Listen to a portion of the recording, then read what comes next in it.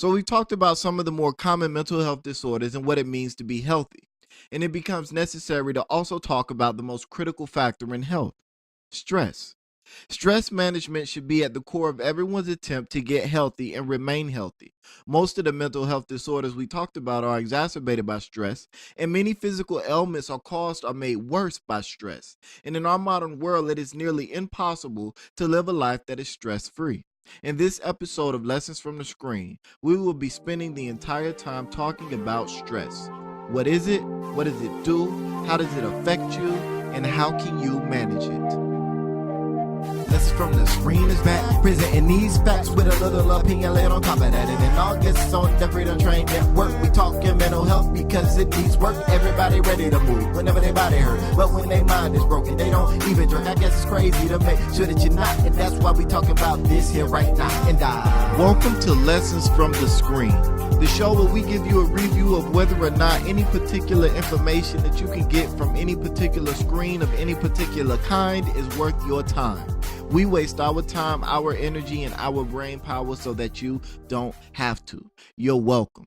Lessons from the Screen is sponsored by PAX Inc., a Black activist, advocacy, and think tank organization with the purpose of increasing the quality of life for Black people in America through education, a culture shift, and economics. You can check them out at www.pactsinc.org. That's paxinc.org. Leave a review, leave a comment, leave a donation, become a member, take a survey, use the Amazon Smile to make your Amazon purchases. Do whatever you can to help them because they're doing whatever they can to help you. And on this show, as stated earlier, we are going to be talking about stress. What is it? What does it do? How does it affect you? And how can you manage it? So stress is basically a shorthand way of talking about the way you respond to stressors. And then, of course, you should ask, well, what's a stressor? And a stressor is a stimuli that causes stress to an organism. So it's a weird circle, and that's not ideally the way you would want things defined, but that's the way they're defined. So we're going to break that down even further. Basically, a stressor is anything that causes a reaction, and the stress response is the way you respond to whatever it was that caused the reaction. Now, when we're talking about stress, we're typically talking about the way you respond to the various changes, both good and bad, that occur in your life. But we tend to focus on the bad stress because that is what causes so many problems. And this is both a physical and a psychological response, having both biological and behavioral implications. And this isn't a state limited to humans. All organisms have a stress response system. It's vital for survival. And we are taught about it in animals when we talk about the fight or flight response, which paints a picture of this kill or be killed scenario as being the only type of stress that's worth talking about. And a lot of people incorrectly assume that because we're not in life or death situations, we're not still experiencing fight or flight responses or stress responses in our everyday lives. And this couldn't be further from the truth. You see, this response was very necessary when we lived within nature and often competed with animals for resources and land. The need for a stress response that elevates blood circulation, increases adrenaline production, and narrows focus is wonderful when you are staring down a Tyrannosaurus Rex just charging at you at full speed, about to eat your face off. Maybe not a Tyrannosaurus Rex, but you get.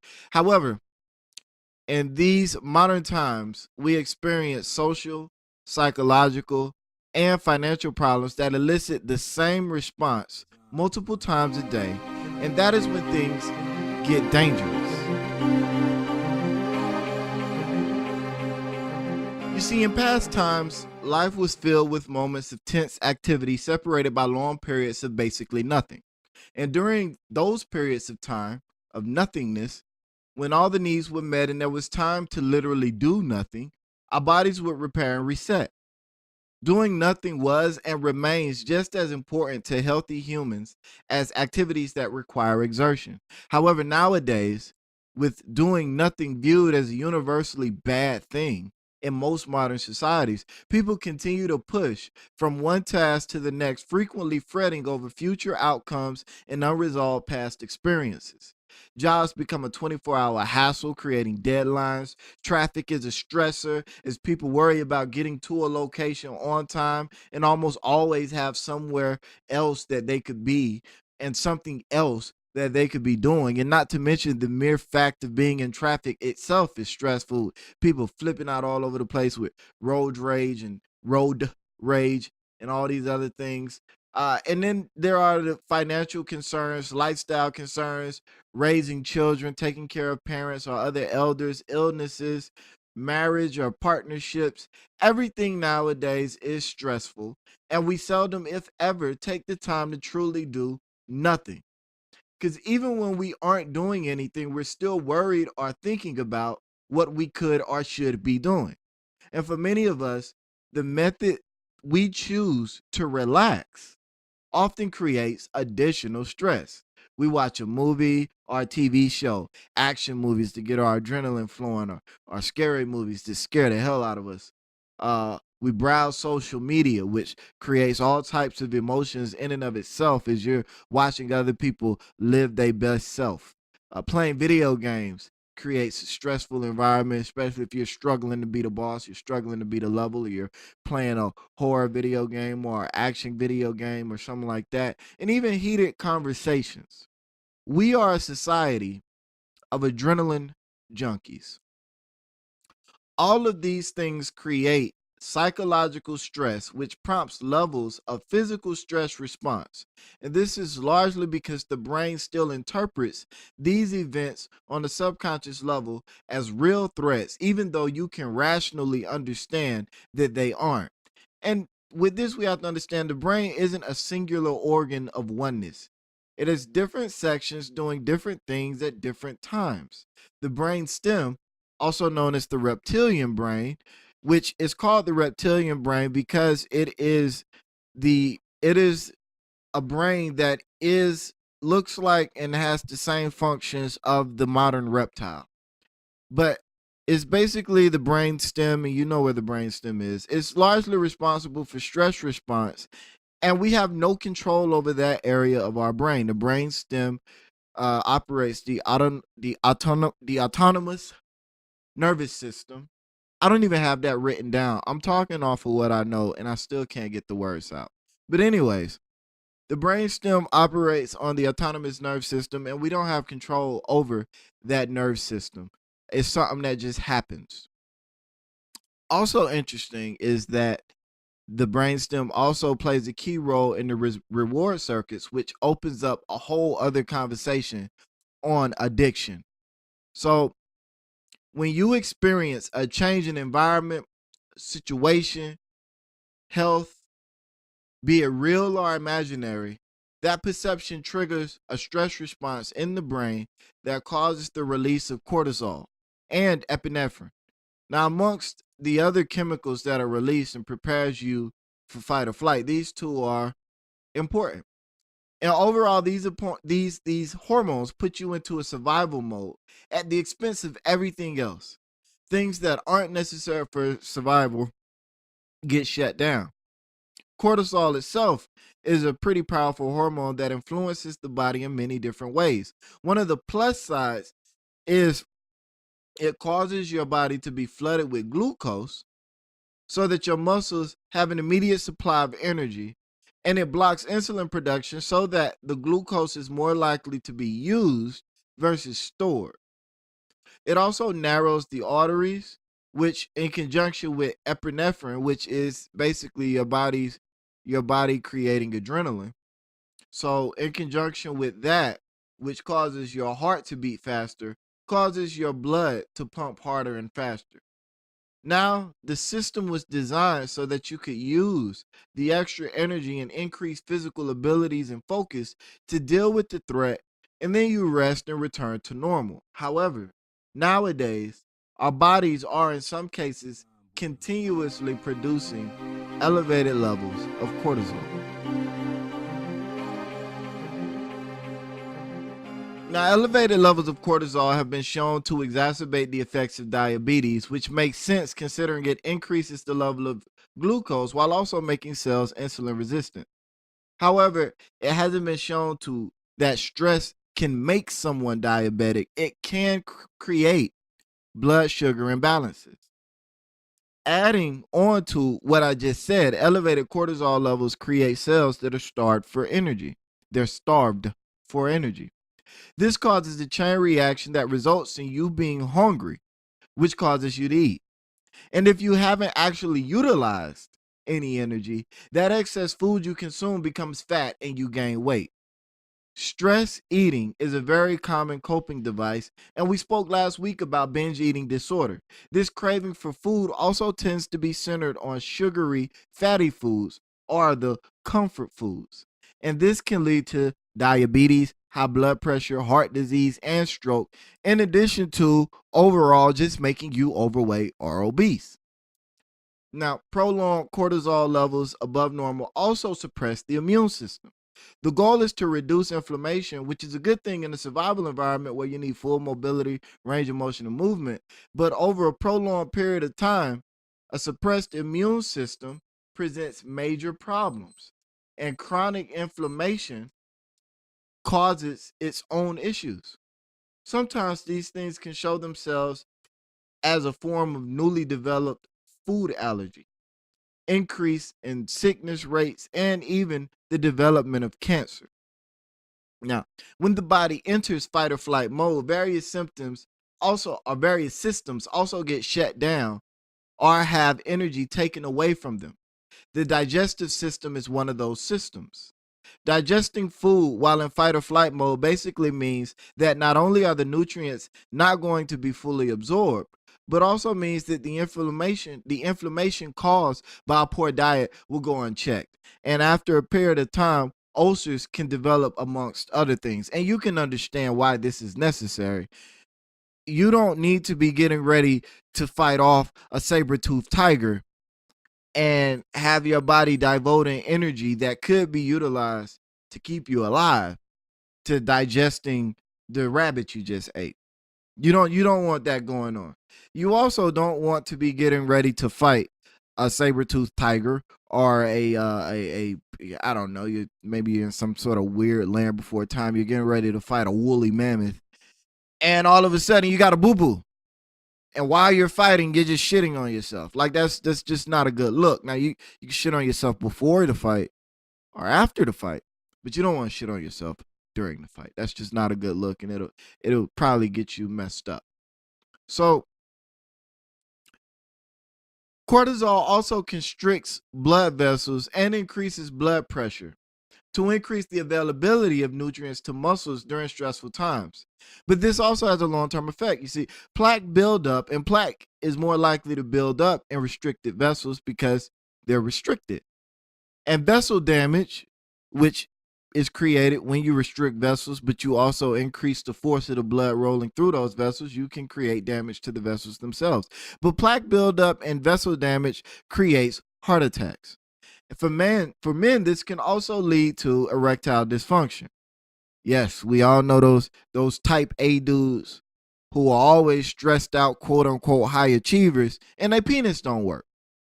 And in women, elevated cortisol levels can create problems in ovulation and menstrual cycles. Sex hormones are produced by the same glands as stress hormones. So there are potentially some issues with hormone production. And all of this is just the tip of the iceberg when thinking about what happens to the body when it's under prolonged stress response. Think about what would happen to a building and its tenants if the fire alarm was always on and the people were always in emergency mode. Eventually, the building, would be torn apart by the tenants themselves if they couldn't get out. Your body is the building, cortisol and the other stress hormones are the people, and your fight or flight response is the firework. Now, with all that being said, Mental Health Awareness Month, this month, August, I think it's important, and I know there's another Mental Health Awareness Month. This one is one that we made in the Freedom Train Network for Black people.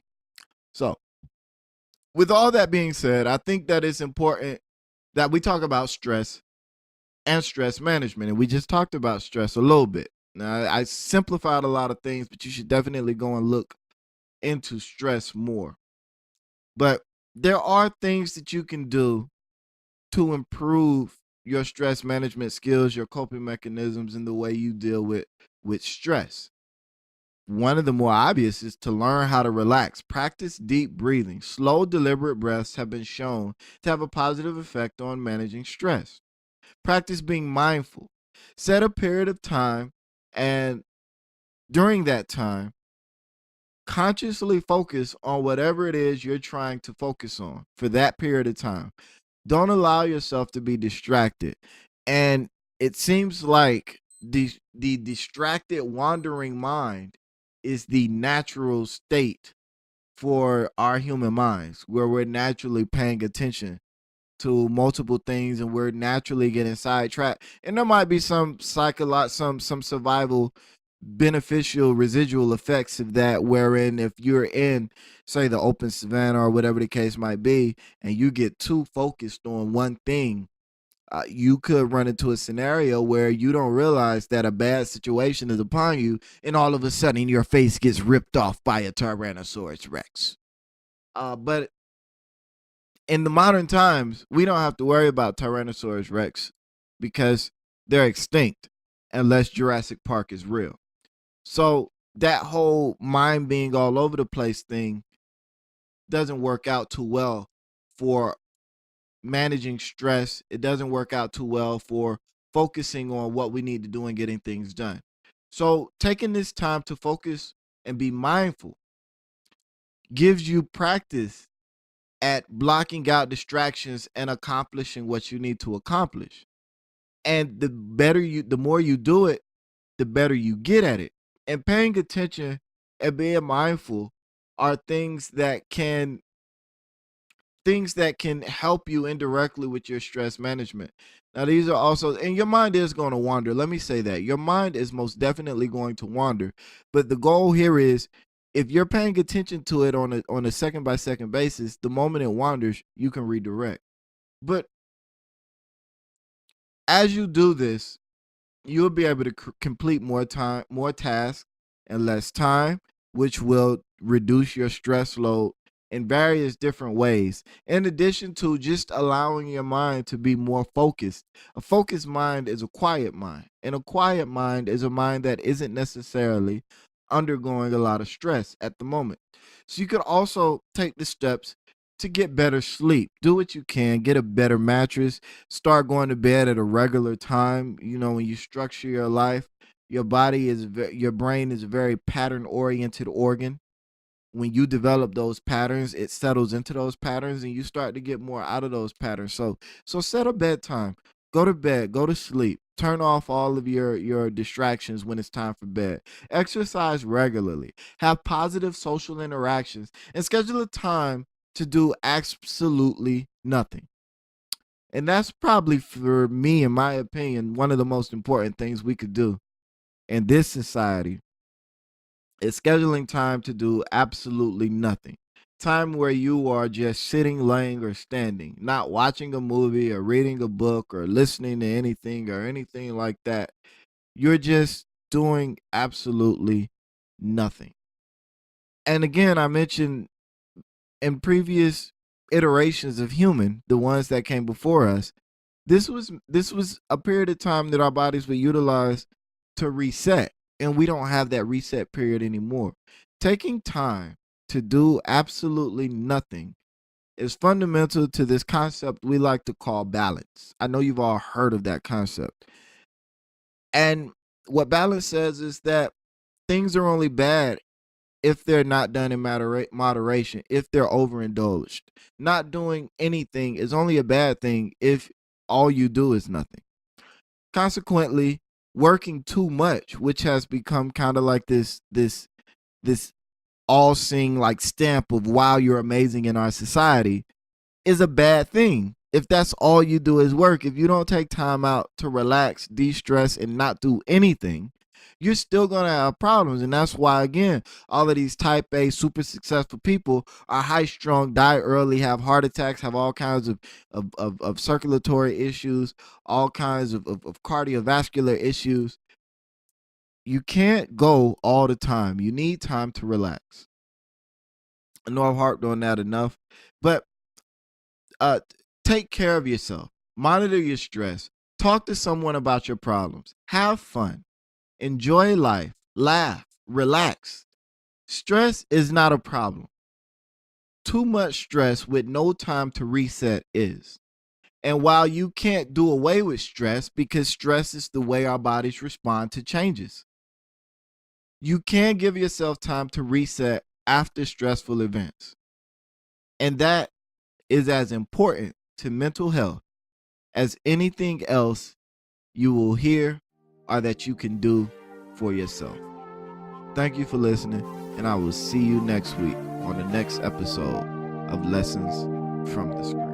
Lessons from the Screen is back, presenting these facts with a little opinion laid on top of that. And in August on the Freedom Train Network, we talking mental health because it needs work. Everybody ready to move whenever their body hurt, but when their mind is broken, they don't even drink. I guess it's crazy to make sure that you're not, and that's why we talking about this here right now. And once again, I want to thank you for tuning in to Lessons from the Screen. Lessons from the Screen is brought to you by PAX Inc.